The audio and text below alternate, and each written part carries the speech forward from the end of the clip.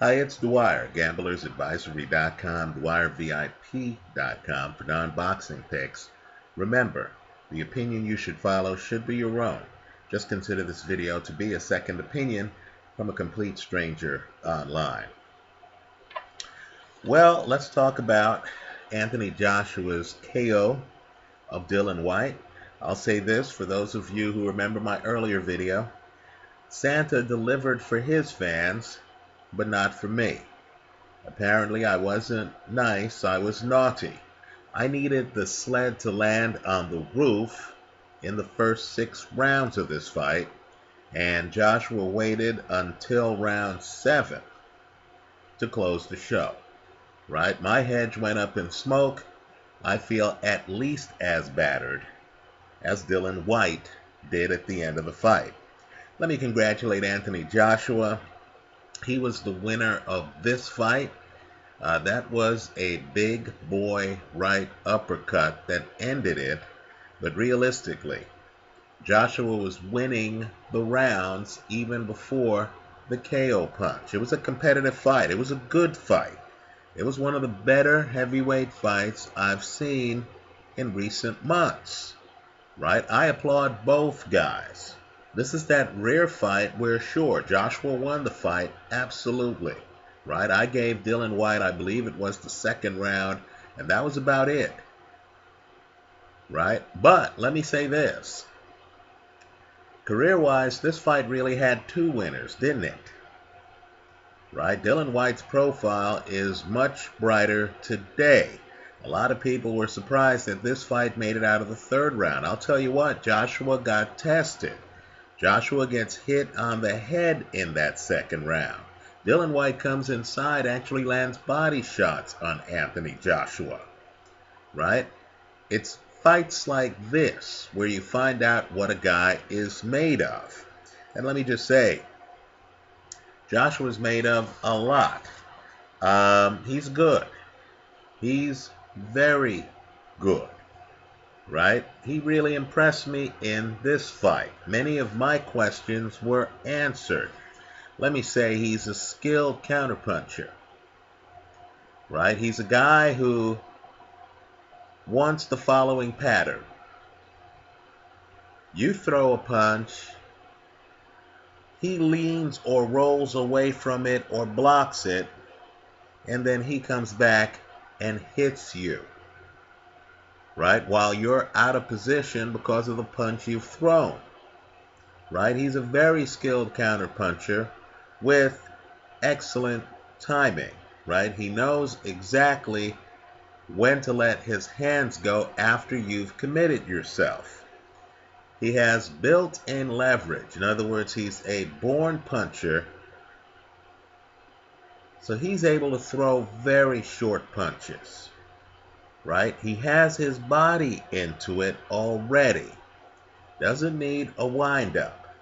Right? He can lean into you, and he can do so quickly. The shortest distance between 2 points is a straight line. His punches don't have much of a loop on them. Right? Also, unlike Vladimir Klitschko, for example, Joshua actually can go to the body.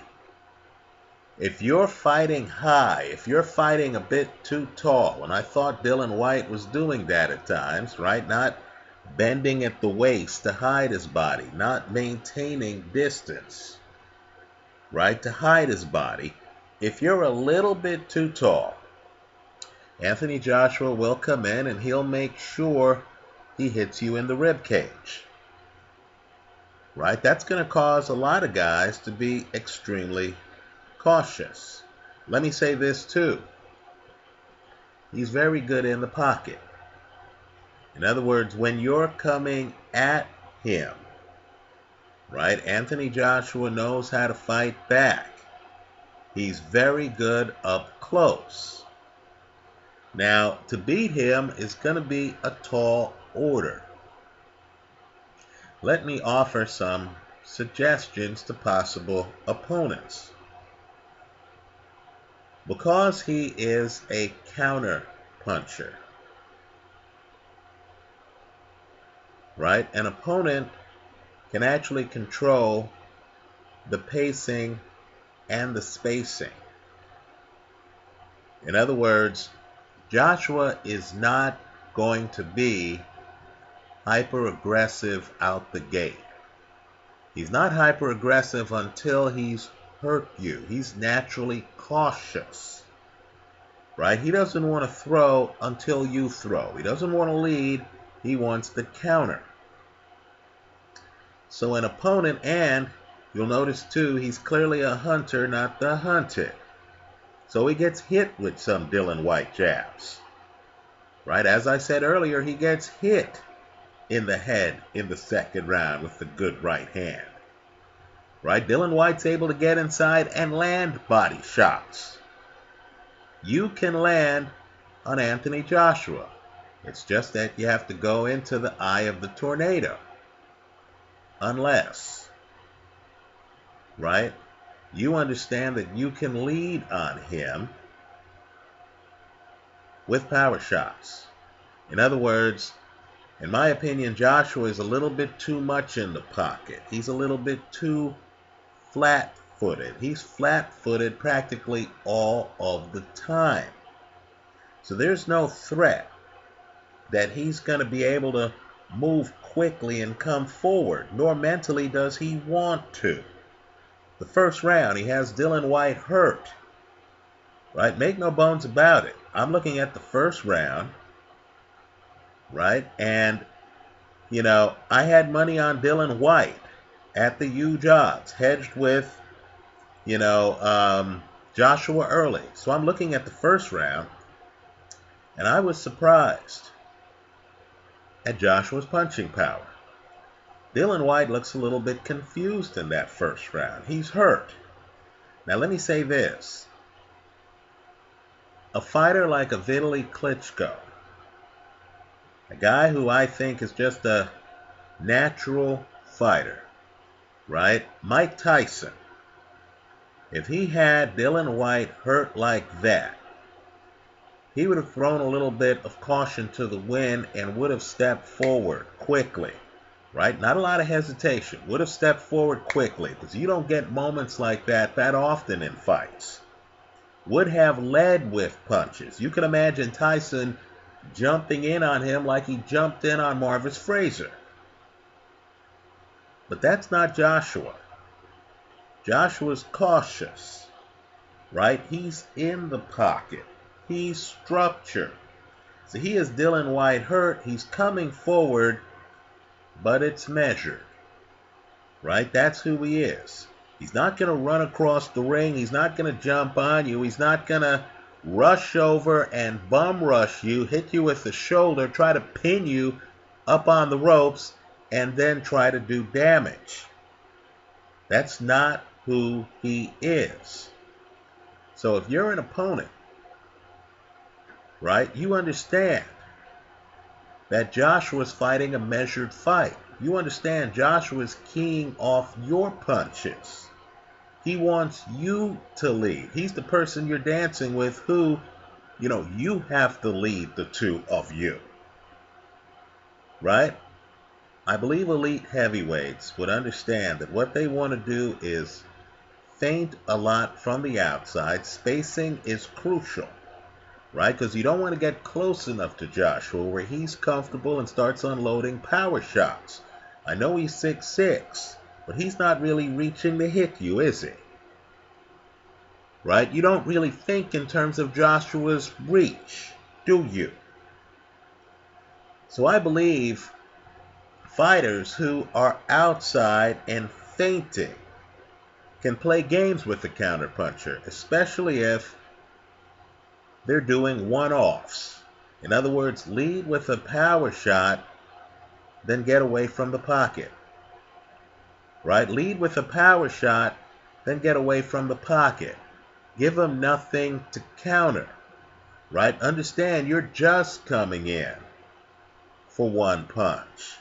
If your punch lands and Joshua's staggered, then you can step in the pocket and enter the gun. The point is you don't want to be in the pocket trading with this very heavy-handed young lion, because that's when Joshua can time you. You have to disrupt the timing. Let me say this too. Joshua fights a little bit tall to me. Dillian Whyte's hitting his ribs. Another strategy on Joshua would be the strategy that Chris Eubank used in a great fight. I thought Eubank looked tremendous. I tip my hat to him. One of the things Eubank did is Eubank came in low. He made it a three-dimensional vertical game. Eubank, as his fight progressed, figured out that he could hit his man with uppercuts. Right? So he started coming in low. Right? Being too low for the guy. And then throwing uppercuts.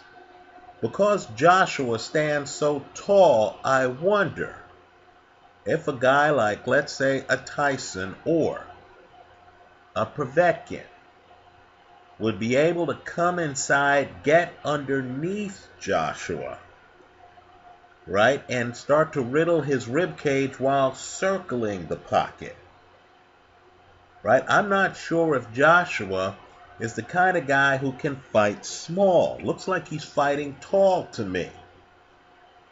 Looks like a guy who can get low, and keep in mind, Joshua's 6'6".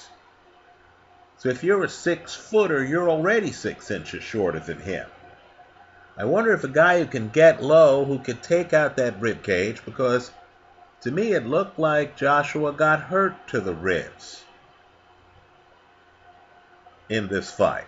Right? He gets hit in the rib cage. You notice the muscles, but you also notice that he's real lean here in the stomach area. I get the feeling a guy who could hit Joshua in the ribs and fight low would give this 6'6" guy problems. You want to use his height against him. Right? So from the outside, if I were, and I'm just telling you what I like as someone who watches boxing. I'm not a trainer. But if I were on the outside, my instructions to a fighter would be to lead with power shots. Do a one-off. Right? Throw a power shot, move out of the way. Right? You don't want to engage Joshua. You just want to try to hit him with power shots using hand speed. Right? Take advantage of the fact that he can get hit with lead power shots.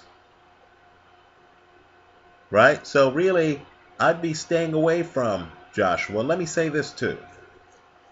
Joshua's flat-footed himself most of the time. You really need a fighter who is up on his toes. Right? Because that allows you to move around the ring a little bit more. Right? You can go flat-footed at times. You can jump in with a power shot and be flat-footed for that shot. But you don't want to be flat-footed all the time because you want to be able to move.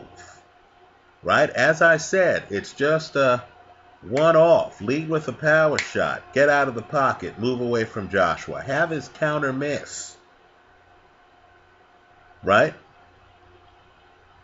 So, I'll say this. Joshua's a force at heavyweight.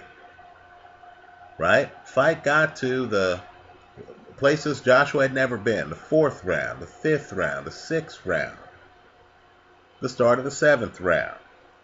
Right? Joshua never looked as winded as he did in the amateur fight against Dillian Whyte. I'll agree, he's come a long way. Joshua looked like he had paced himself.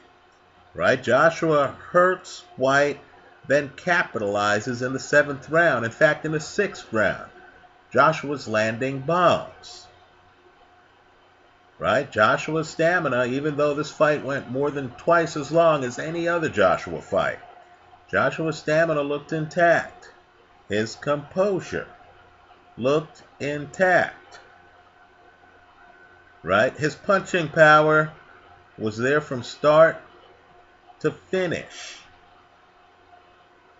Right? You always got the feeling you were dealing with a guy who could end the fight at any time on one punch. He's a force to be reckoned with. My point to you, though, and I've been reading the comments here online, My point to you is that just like many of us are looking at the film and are thinking, wow, he looked good, right? Others are looking at the film and they're saying, fight's a little bit tall, right? Likes to be in the pocket, likes to fight at a measured pace, likes to be flat-footed, right? Maybe there's an opportunity here for a guy who can fight small to jump inside on him, right, and dance around the pocket and hit body shots, right? Maybe the body shots deplete his stamina. Again, 12-round fight. This fight went 7 rounds, right? Let's just say, even now, Joshua doesn't have a lot of experience past 3 rounds. Just one fight that went 7 rounds, right? Maybe another fighter's thinking, hey, if I'm outside and I lead with power shots and I don't engage him, right? If I force him to lead or if I feint him to the point where his timing's off on counters, maybe I can do some damage, right? Joshua's an intriguing person in the heavyweight division. I suspect we're going to be seeing him in some provocative fights, right? I'll confess, I was very impressed by him in this fight. That's how I see it. Let me hear from you. If you have a different strategy on beating Anthony Joshua, and understand, when we talk about strategies to beat guys, in my opinion, that's the highest compliment you could give any fighter.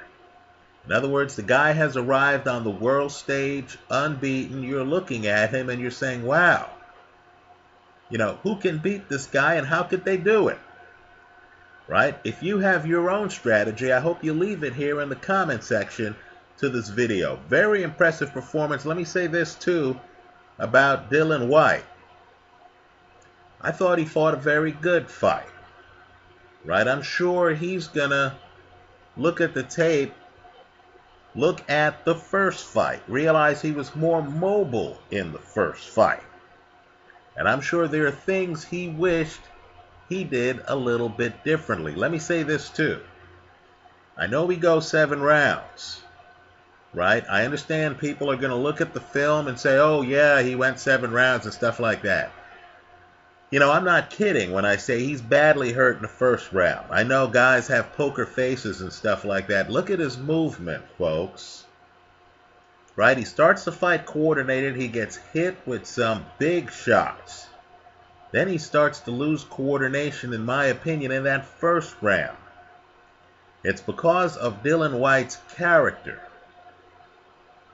that after that first round, and after a rough scene at the end of the first round, where, quite frankly, guys could have been suspended, Dillian Whyte then comes out and wins the second round. Right then, Dillian's getting hit with big shots, and he's hanging in there. He wasn't there for the paycheck. He was there for the win. Even the end of the fight, he gets hit with bombs. Understand, before the uppercut lands, he's completely uncoordinated from power shots before that. And he's gallantly trying to regain his balance so he can continue on in the fight. This guy's a warrior. He's also a guy you need to look at, right? He's trained by Vladimir Klitschko's trainer, Jonathan Banks, right? This was a big step up for him in terms of the level of his competition. And still, he made this fight more than twice as long as any other previous Anthony Joshua fight, right? Keep an eye on Dillian Whyte as well. I thought this fight really deserves a look. Quite frankly, I thought it was one of the best heavyweight fights I saw this entire year. Anyway, that's how I see it. Let me hear from you. I hope you leave your comments in the comment section to this video. Thanks for stopping by.